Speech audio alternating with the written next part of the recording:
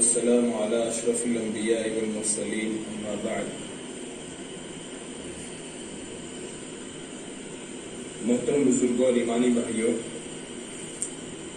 آج ہم قرآن مقدس کی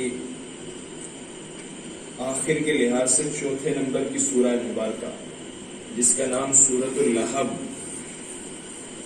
اس کی تفسیر جو ہے انشاءاللہ کریں گے۔ یہ سورۃ اللہب، اس کو لہب سورۃ اللہب اس کا کیوں نام ہے؟ دراصل اس سورت کے اندر ایک جگہ پر لہبن کا لفظ آیا ہے، تو اسی کی نسبت سے اس کو لہب کہا گیا۔ یہ سورہ مبارکہ کیوں نازل ہوئی؟ جناب رسول اللہ صلی اللہ علیہ وسلم پر جب پہلی وحی نازل ہوئی تو اس کے بعد ایک طویل عرصہ ایسا گزرا کہ آپ کے اوپر وحی کا سلسلہ بند ہو گیا،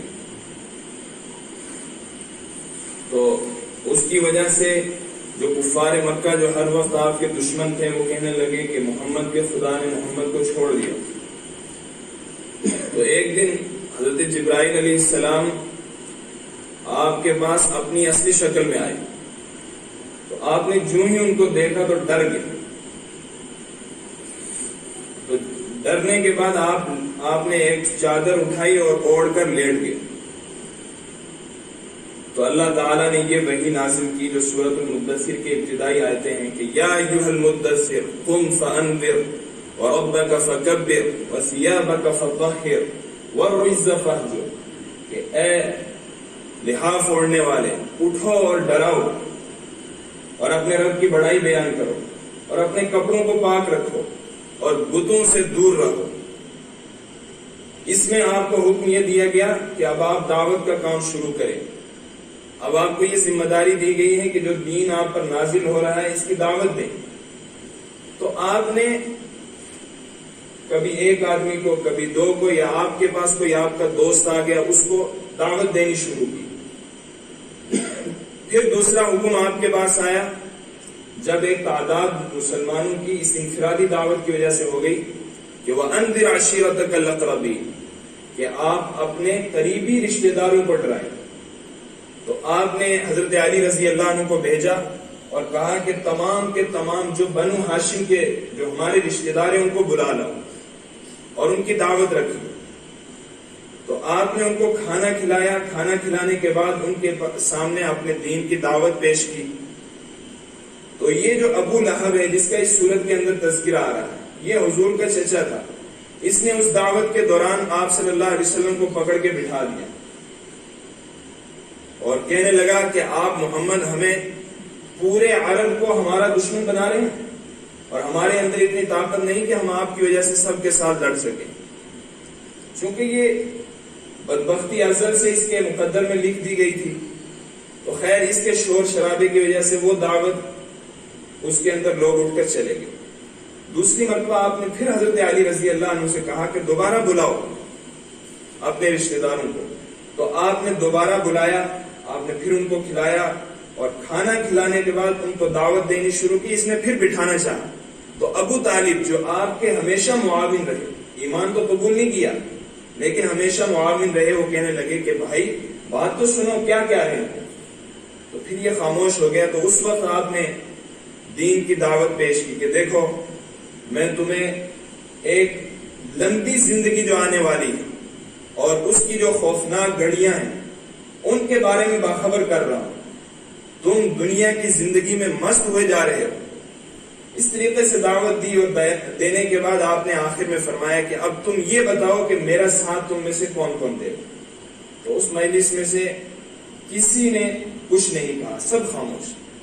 البتہ حضرت علی رضی اللہ عنہ کھڑے ہوئے اور کہنے لگے کہ سب سے کمزور اس مجلس میں ہوں، میری آنکھیں بھی اس وقت دکھ رہی ہیں، میری ٹانگیں بھی دیکھ رہے ہو آپ سوکھی سوکھی ہیں، لیکن میں وعدہ کرتا ہوں میں آپ کا ساتھ دوں گا۔ یہ مجلس بس برخاست ہو گئی۔ پھر اس کے بعد آیت نازل ہوئی فَاصْدَعْ بِمَا تُؤْمَرُ وَأَعْرِضْ عَنِ الْمُشْرِكِينَ، کہ پیغمبر جو آپ کو کہا جا رہا ہے اس کو آپ ڈنکے کی چوٹ بیان کریں۔ پہلے یہ تھا کہ آپ اکیلے اکیلے دعوت دے رہے تھے، پھر یہ ہوا کہ اپنے رشتہ داروں کو دعوت دی، نہیں اب سب کو جمع کر کے دعوت دی اور ان کے سامنے ہمارا جو دین ہے، جو آخرت کی حقیقت ہے، اس کو بیان کرو۔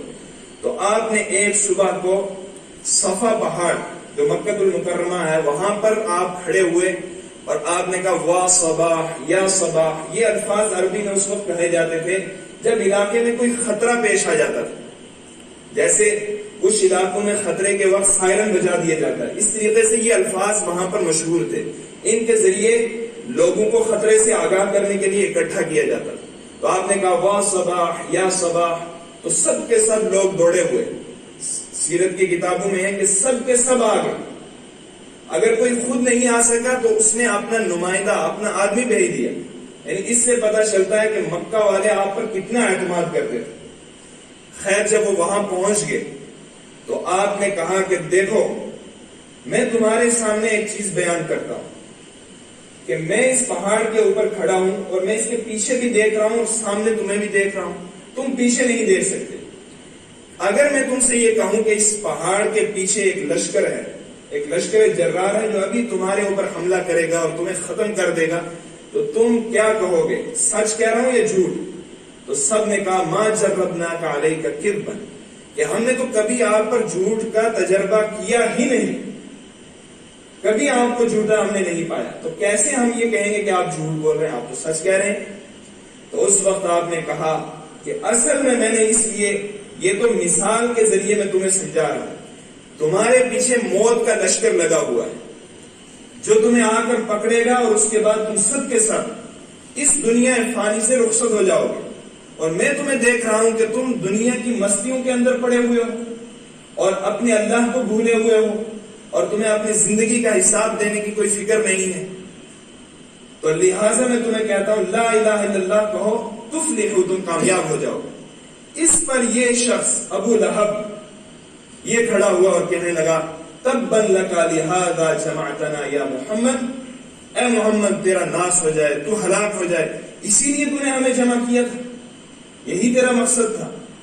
اور یہ سب سے بڑا، حالانکہ آپ کا حقیقی چچا تھا یہ ابو لہب، لیکن آپ کا سب سے بڑا دشمن، اس نے کہا تبا لک لہذا جمعتنا، اور آپ کو ایک پتھر اٹھا کر مارا۔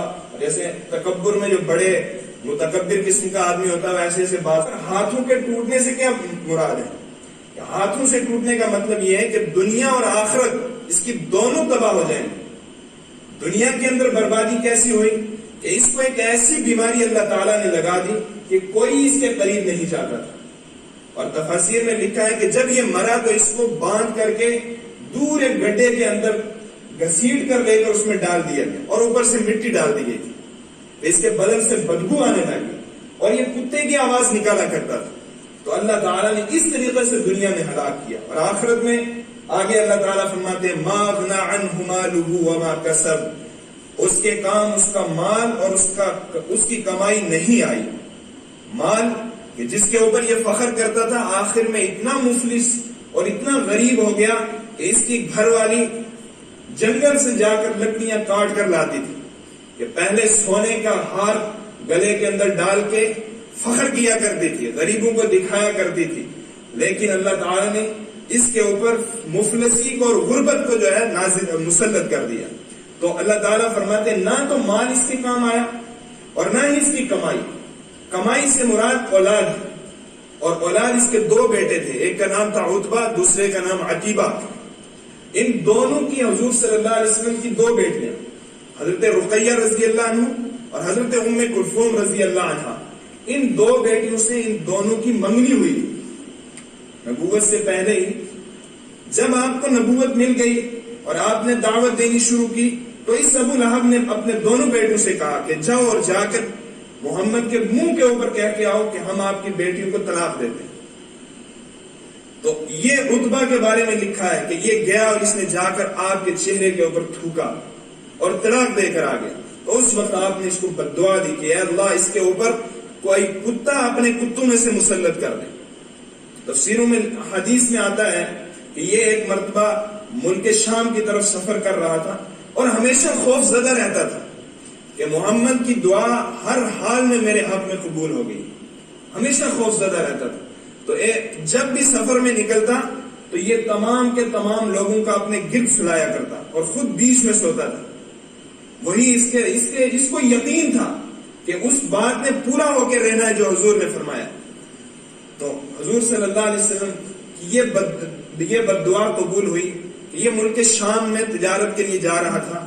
تو ایک جگہ یہ رات کو انہوں نے پڑاؤ کیا پورے قافلے نے, یہ بیچ میں سویا.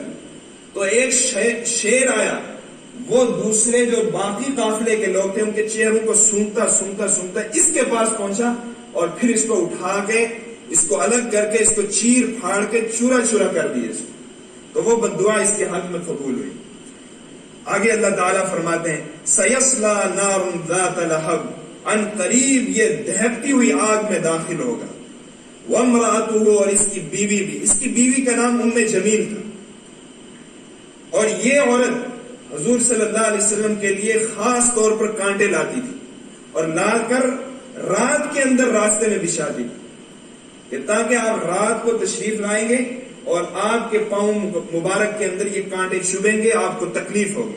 تو اسی کو اللہ تعالیٰ فرماتے ہیں حمالۃ الحطب, لکڑیوں کو لاد کر لانے والی. اور دوسری بات, عربی میں حمالۃ الحطب اس عورت کو بھی کہتے ہیں جو چغل خوری کرتی ہو. تو یہ چغل خور بھی تھی. اور دوسرے یہ حضور صلی اللہ علیہ وسلم کو تکلیف دینے کے لیے کانٹے لاد کر لایا کرتی تھی, تو آ کر آپ کے راستے کے اندر ڈالتی تھی. وامرأتہ, اور اس کی بیوی بھی جس کا نام ام جمیل تھا. فی جیدہا حبل من مسد, اس کے گلے میں بٹی ہوئی رسی ہوگی. یہ اللہ تعالیٰ خبر دے رہے ہیں یہاں پر. اصل میں جب اس کی موت ہوئی تو یہ لکڑیاں لانے کے لیے جنگل میں, جیسے کہ ہم دیکھتے ہیں لکڑیاں کاٹنے والے جاتے ہیں تو اپنے پاس ایک رسہ بھی رکھتے ہیں جس کے اندر وہ لکڑیاں باندھ کر لایا کرتے ہیں. اسی طریقے سے یہ ایک رسہ اپنے پاس رکھتی تھی. تو یہ لے کر جا رہی تھی اور گلے کے اندر ڈالا ہوا تھا. تو وہ جاتے جاتے اس کا پاؤں پھسلا اور یہ گری, اور وہ جو رسہ تھا اس کی وجہ سے اس کو پھندا لگا اور وہ پھانسی لگ کر یہ مر گئی. تو اسی طرح اللہ تعالیٰ نے اس کو خبر دی کہ اس کے گلے میں بٹی ہوئی رسی ہوگی. تو اس سورہ مبارکہ کے اندر اللہ تعالیٰ نے ایک ایسے شخص کا ذکر کیا ہے اور اس کے بارے میں بیان کیا ہے کہ جو اپنے مال, اپنی دولت اور اپنی اولاد کے غرور کی وجہ سے اللہ کے دین کا دشمن بن گیا. تو اللہ تعالیٰ نے, اب چونکہ قرآن تو رہتی دنیا تک کے لیے ہے, ایسا تو نہیں کہ اسی وقت کے لوگوں کے لیے تھا, تو اللہ تعالیٰ نے خبر دے دی کہ ہر وہ شخص کہ جو اللہ کا نافرمان اس وجہ سے بنے کہ اپنے مال کا غرور اس کو ہو جائے, اپنی اولاد کا غرور ہو جائے, تو اللہ تعالیٰ خبر دے رہے ہیں کہ اس کا نتیجہ صرف اور صرف ہلاکت, تباہی اور بربادی ہے, جیسے ابو لہب. اور جو دین کا معاون ہوگا, جو اللہ کے حکم کو مانے گا, اللہ تعالیٰ اس کی بھی خبر دے رہے ہیں کہ جیسے حضور صلی اللہ علیہ وسلم سرخ روح ہوئے اور ان کا دین غالب آ گیا, اللہ ان کے دین کو ماننے والوں کی بھی مدد اسی طریقے سے کرتا رہے. تو یہ اس سورہ مبارکہ کی تفسیر تھی. وآخر دعوانا ان الحمد للہ رب العالمین.